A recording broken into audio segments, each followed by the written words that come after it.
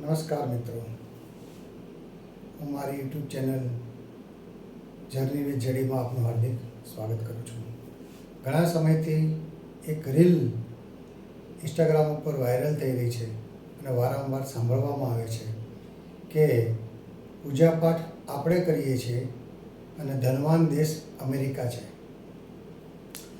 સરસ્વતી પૂજા આપણે કરીએ છીએ અને ચાઇના ટેકનોલોજીમાં આગળ છે. જેણે પણ આ વિચારધારા રજૂ કરી છે તે બહુ સરસ છે. એમનું ઓબ્ઝર્વેશન પણ ખૂબ સારું છે. પણ માત્ર એટલું નથી, દરેક દેશ પોતપોતાની રીતે પૂજાપાઠ પણ કરે છે. દરેક દેશમાં પોતાની પૂજા પદ્ધતિ છે કે જે કંઈ પણ એમની પૂજા કરવાની, મંત્ર કરવાની કે જે કંઈ પણ હશે એમની પોતાની પદ્ધતિ છે. આપણે એમાં નથી પડતા. મહત્ત્વની વાત જે છે એ છે કે આપણને આપણી ક્રિયાનું રિઝલ્ટ શા માટે નથી મળતું, આ મહત્ત્વનું છે.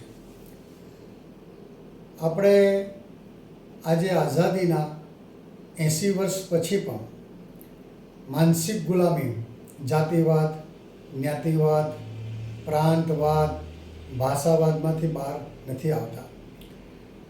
આપણા દેશની અંદર આજે પણ યુવાનોની લાયકાત મુજબ કામ નથી મળતું.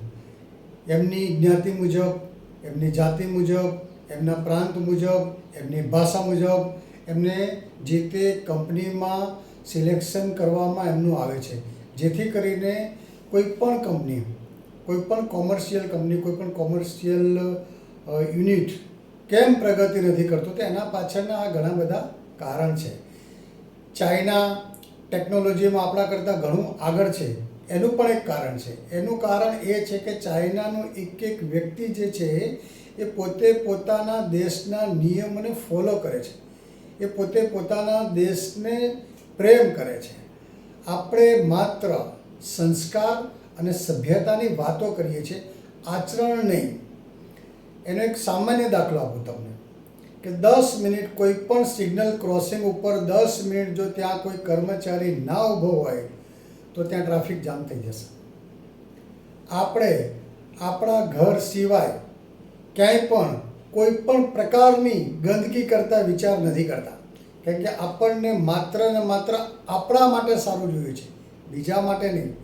આવી ઘણી બધી બાબતો છે જેના કારણે આપણે આપણી માનસિકતાથી બીજા દેશોની હરોળમાં ઘણી બધી રીતે પાછળ છીએ. એની પાછળનું કારણ માત્ર ધાર્મિકતા નથી. આપણે ત્યાં જ્ઞાતિવાદ, જાતિવાદ, પ્રાંતવાદ, સાંપ્રદાયિકવાદ બહુ અગત્યની ભૂમિકા ભજવે છે અને આ બહુ વિચારવા જેવી બાબત છે.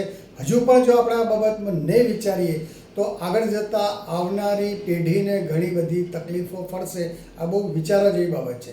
એનું એક કારણ ત્રીજું બી છે અને એ છે કે આપણે ત્યાં ઘણા બધાને ખરાબ લાગશે, પણ ભલે લાગે, વિચારશો તો તમને સાચું લાગશે. આપણે ત્યાં ભણેલો ગણેલો અભણ વર્ગ છે, જે ઘણું બધું ભણ્યા પછી બી પહેલું પ્રાધાન્ય કાં તો પોતાના કુટુંબને આપશે, કાં તો પોતાની જાતિવાદનું કોઈ હશે એને આપશે, કાં તો પોતાનો પ્રાંતવાદનું વ્યક્તિ હશે એને આપશે. એક બીજો દાખલો, દરેક જગ્યાએ ખાસ કરીને હોટલ બિઝનેસ, રેસ્ટોરન્ટ બિઝનેસની અંદર તમે જુઓ, જે એનો માલિક હશે ને એના પ્રાંતના અથવા તો એના ગામના અથવા તો એના જાતિના જ માણસો હશે, ચાહે એની લાયકાત હોય ચાહે એની લાયકાત ના હોય.